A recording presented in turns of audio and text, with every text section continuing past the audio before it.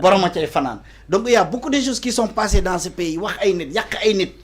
donc mais suñ la ko fay itam na nga xam ne yow yaa ko leble bëgg wax lañu fay non je veux dire que dans ce pays yàq nañ fi ay nit toroxal nañ fi ay nit sosal leen te du dëgg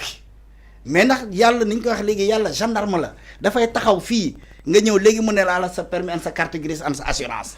du bàyyi mu def ay 10 ans 20 ans ne non defoon nga lu bon léegi il le montre tout de suite moo tax daal nit ñi bu waruñu nax c'est pourquoi nous on n'est pas fiers que si des gens sont dans des difficultés ñu ciy kontaan non parce que ay jullit leen ay ngëm si yàlla leen nit ku nekk am na droit en vie privée mais su ko ci yoon dabee nag ñu xam yoon moo ko ci dab on faut pas applaudir kontaan ci yooyu d'accord très bien am na solo Sayar ñu wax ci li nga xam ne moo di arrestation Ndiaga Seck ginnaaw bi ñu ko auditionné foofu ci commissariat de Linguère ñoom nag daal dinañ def test bi daal dina revenir négatif maanaam lépp lu jëm ci transmission volontaire du VIH daal dinañ ko écarté jamono ji 17 personnes daal dinañ leen visé par des avis de recherche ak li nga xam ne moo di arrestation. waaw Marie je pense que mooy li ñuy wax rek je pense que ñun dañu war a fier encore une fois de plus ci régime Pastef parce que mbirum homosexualité dafa yàgg ci àdduna du ma wax sax dafa yàgg Sénégal dafa yàgg ci àdduna et su ma juumulee premier jour bi ñuy waxtaan ci homosexualité fii dama ni la am na ay peuples yi nga xamante ni et ça a été dit dans le Coran et même dans la Bible bien sûr yi nga xamante ni c'est des peuples qui ont été anéantis par Dieu parce que tout simplement ñoom dañu nekkoon di adonné wu à cette pratique qui est l'homosexualité donc homosexualité yàlla moo bind dafa bind góor bind jigéen mu ni plus day ànd ak moins day ànd ak plus yow nag boo bëggee nekk plus bëgg ànd ak plus wala nga nekk moins bëgg ànd ak moins kooku c'est parce que tout simplement loolu moo tax ñu naan contre nature léegi xam nga avant que ce régime là n'arrive au pouvoir yàggoon nañ fiy dégg parfois yenn cas de ay borom ñaari tur yi di marié wu ci ay yenn lieux yi di def di seq ci ay cimetière di seq ci ay jàkka dem ba benn jour bu symbolique surtout ci diine l'islam muy gàmmu bi nga xamante nii dañuy célébrer la naissance du prophète de l'islam ay nit di marié wu yooyu yëpp bañ ko ci déggee mais bu amee woon foofu ca Kaolack ca école ga effectivement le cas Pape Cheikh Diallo ñu accusé ko loolu yëpp ñu jël ko étouffé ko léegi régime bi dans ses promesses mu ni woon bu ñëwee day criminaliser mais bi ñu yegsee au pouvoir xam nga loi dafa am ce qu'on appelle Ousmane Sonko yàgg na koy wax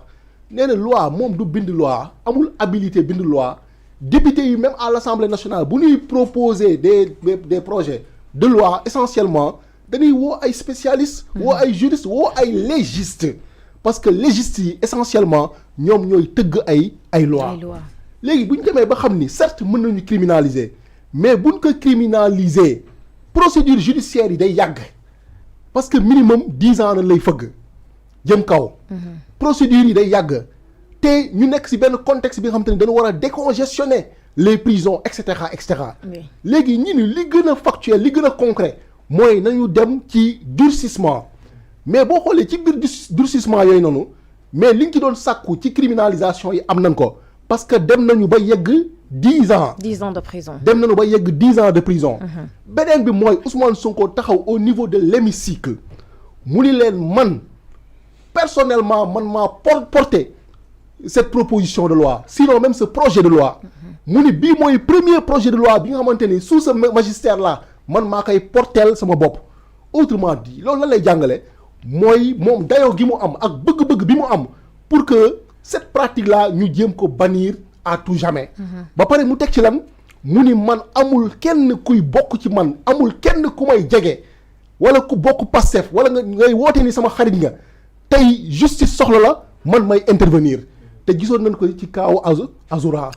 Azoura bi mu demee ci plateau waxam yooyu noonu Ousmane Sonko moo taxaw devant tout le monde ni man maa jël vidéo bi yónnee ko le procureur de la République kon loolu lan nañ ci jàngat léegi moom wax na ko nee na Macky Sall nekk na fi ak ñeneen Ablaye Wade nekk nañ fi ñi bokkoon seen parti amul kenn ku ci mës a def prison tey fort heureusement bu ñu nekkee ci régime Pastef am ñu bokk biir Pastef ay Lamine Daaru ay Azoura ak ñeneen ak ñeneen Ndiaga Seck même Pastef la bokk wala allié la quoi qu'il en soit justice topp na ko te gëm naa ni justice day def li mu war a def kon nag moo tax ma ni loolu dañ ko war a apprécier à sa juste valeur mais malheureusement man opposition bi laa mënul comprendre ci naka parce que tey. oui. Même certains journalistes parce que maa ngi gis ay Maïmouna Ndour Faye taxaw di insister ci cas bii Ndiaga Seck alors que bërki démb moom teleem boobu noonu Kajoor jàpp nañ ko foofu noonu est-ce que mës nga gis mu def plateau spécial di ci waxu ci. kon nag yaa xayta yoon bu demee ba war a def liggéeyam. nañu bàyyi yoon mu def liggéeyam. mais est-ce que c'est pas finalement Ousmane Sonko mooy déranger aussi viscérale à son endroit. muy Ousmane Sonko ñu jàpp ni moom day protéger tel ou tel alors que moom taxaw na te Ousmane Sonko ñin buñ ko toppee ce n'est pas parce que yàlla la wala yonanti la wala leneen ak leneen dañ ko topp parce que dafa nekk nit ku dëggu ay waxi démbam ak bërki démbam mooy ay waxu tayam ñin loolu dañ ko toppee mu taxaw ni du protéger qui que ce soit. même propre rakkam du ko protéger. même propre rakkam du ko protéger. kon nag ñun appréciation boobu noonu nañ si war a am essentiellement. mais est-ce que finalement du Ousmane Sonko may déranger aussi parce que ñi ñoo ngi jël mbir les dossiers justice ñi daal di ci rax politique. mooy déranger te mooy paradoxe bi ma lay wax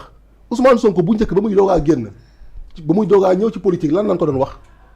naan ko ibaadu la. naan ko salafiste la parce que tout simplement dafa doon pratiquer diineem. léegi dem nañu ba xam terrain boobu noonu kenn mënu ko ci taxal ñu indi que ñu traîner que dans la boue ba accusation yi fi amoon nag yooyu yëpp am ci. mais léegi wax na ko ci kàddoom nee na yàlla léegi gendarme la. fi nga defee la lay waxee. effectivement moo taxoon Ousmane Sonko ñu taxaloon ka de viol ka taxaloon dem ni dafa nekk en état de grossesse dem ba ci biir di waxtaan ak kenn avoué ni dara musul xew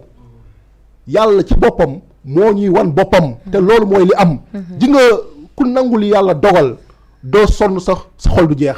waaye nag ki bañ li yàlla dogal di nga sonn di nga jaaxle loolu la waykat bi wax. nañu nangu ndogal ñu nangul Ousmane Sonko ñu xam ni c'est un messie.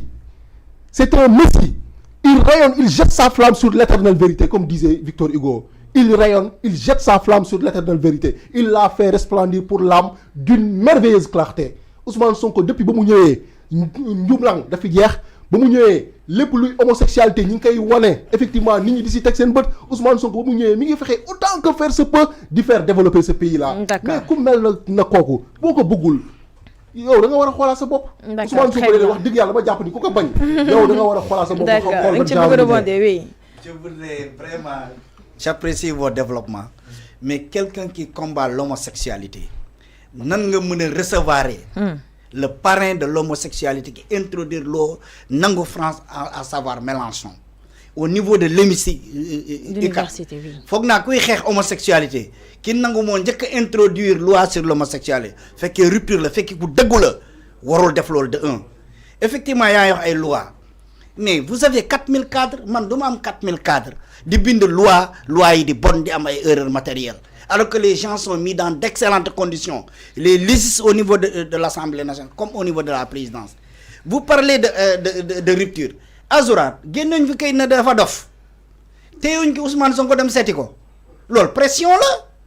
bërki dem ba lañ ko internet Thiaroye dañ ko fa jëli ça c'est de la rupture te un avocat xam un médecin moo bind il ne jouit pas de ses facultés mentales maître Clédor dem jëli ko sama xarit assistant social moo ko doon suivre mu ne day xaru ñu dem jëli ko ça c'est pas de la rupture waxu Ousmane Sonko dem ak tey ñoo nekk la même chose ça vraiment monsieur Ndiaye soo ko waxee man damay wax on n'est pas dans